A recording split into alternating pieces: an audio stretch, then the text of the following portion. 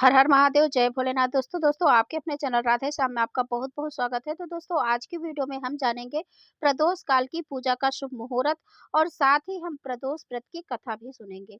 तो मार्गशीर्ष महीने का पहला प्रदोष व्रत है 28 नवंबर 2024 और दिन रहेगा गुरुवार, यानी गुरु प्रदोष व्रत है। तो आप गुरु प्रदोष व्रत की कथा सुनेंगे इस वीडियो में और साथ ही जानेंगे प्रदोष काल की पूजा का शुभ मुहूर्त। तो चलिए सबसे पहले हम कथा सुन लेते हैं।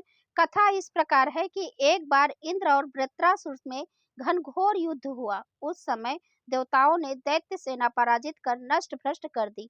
अपना विनाश देख वृत्रासुर अत्यंत क्रोधित होकर स्वयं युद्ध के लिए उद्धत हुआ। मायावी असुर ने आसुरी माया से भयंकर विकराल रूप धारण किया। उसके स्वरूप को देखकर इंद्रादिक सब देवताओं ने इंद्र के परामर्श से परम गुरु बृहस्पति जी का आवाहन किया। गुरु तत्काल आकर कहने लगे, हे देवेंद्र, अब तुम वृत्रासुर की कथा ध्यान मग्न होकर सुनो। वृत्रासुर प्रथम बड़ा तपस्वी कर्मनिष्ठ था। इसने गंधर्व मादन पर्वत पर उग्र तप करके शिव जी को प्रसन्न किया था। पूर्व समय में यह चित्ररथ नाम का राजा था। तुम्हारे समीपस्थ जो सुरम्य वन है वह इसी का राज्य है। अब वहाँ साधु प्रवृत्ति विचारवान महात्मा आनंद लेते हैं। भगवान के दर्शन की वह अनुपम भूमि है। एक समय चित्ररथ स्वेच्छा से कैलाश पर्वत पर चला गया। भगवान का स्वरूप और वाम अंग में जगदम्बा विराजमान देख चित्ररथ हंसा और हाथ जोड़कर शिव शंकर से बोला, हे प्रभु, हम माया से मोहित होकर विषयों में फंसकर रहने के कारण स्त्रियों के वशीभूत रहते हैं, किंतु देवलोक में ऐसा दृष्टिगोचर नहीं हुआ कि स्त्री आलिंगन सभा में बैठे। चित्ररथ के ये वचन सुनकर सर्वव्यापी भगवान शिव हंसकर बोले कि हे राजन, मेरा व्यवहारिक दृष्टिकोण पृथक है। मैंने मृत्युदाता कालकूट महाविष का पान किया है, फिर भी तुम साधारण जनों की भांति मेरी हंसी उड़ाते हो। तभी पार्वती क्रोधित होकर चित्ररथ को देखती हुई कहने लगी, ओ दुष्ट, तूने सर्वव्यापी महेश्वर के साथ मेरी भी हंसी उड़ाई है, अतः तुझे अपने कर्मों का फल भोगना पड़ेगा। उपस्थित सभासद महान विशुद्ध प्रकृति के शास्त्र तनवान वेशी हैं और सनक सनंदन सनत कुमार हैं। ये सर्व अज्ञान के नष्ट हो जाने पर शिव भक्ति में तत्पर हैं। अरे मूर्ख राज, तू अति चतुर है, अतएव मैं तुझे वह शिक्षा दूंगी कि फिर तू ऐसे संतों के मजाक का दुस्साहस भी न करेगा। अब तू दैत्य स्वरूप धारण कर विमान से नीचे गिर। तुझे मैं श्राप देती हूँ कि तू अभी पृथ्वी पर चला जा। जब जगदम्बा भवानी ने चित्ररथ को यह शाप दिया तो वह तत्क्षण विमान से गिर राक्षस योनि को प्राप्त हो गया और प्रख्यात महासुर नाम से प्रसिद्ध हुआ। त्वष्टा नाम ऋषि ने उसे श्रेष्ठ तप से उत्पन्न किया और अब वही वृत्रासुर शिव भक्ति में ब्रह्मचार्य से रहा है। इस कारण तुम उसे जीत नहीं सकते।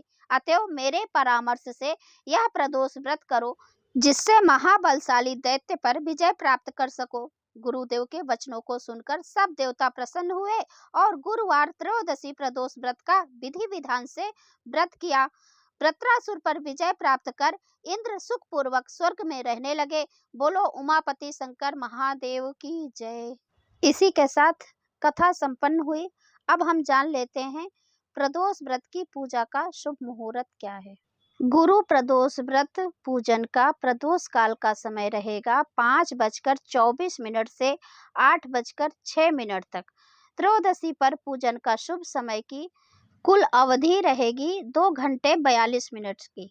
तो आप इस शुभ समय पर पूजा कर सकते हैं। और मार्गशीर्ष कृष्ण त्रयोदशी का प्रारंभ 28 नवंबर को सुबह 6:23 से हो रहा है और त्रयोदशी का समापन 29 नवंबर को सुबह 8:39 पर होगा। तो चलिए अब हम जान लेते हैं पूजा विधि। तो वर्ष 2024 में नवंबर माह में आज यानी 28 नवंबर को गुरु प्रदोष व्रत मनाया जा रहा है। त्रयोदशी तिथि पर पड़ने वाला यह गुरु प्रदोष व्रत बहुत महत्व का माना गया है। शास्त्रों की मान्यता अनुसार गुरु प्रदोष व्रत अति शुभ मंगलकारी तथा भोलेनाथ की अपार कृपा दिलाने वाला माना गया है। हिंदू पंचांग कैलेंडर के अनुसार मार्गशीर्ष मास के कृष्ण पक्ष की त्रयोदशी तिथि पर आज यानी बृहस्पतिवार को यह व्रत पड़ा है। इस व्रत में सायंकाल के समय को प्रदोष काल कहा जाता है, अतः प्रदोष व्रत में शाम के समय में पूजन किया जाता है। और प्रदोष काल लगने से पहले पुनः एक बार और स्नान कर लीजिए। यदि यह संभव नहीं है तो हाथ पैर धोकर साफ स्वच्छ कपड़े पहन लीजिए, यानी कपड़े बदल लीजिए।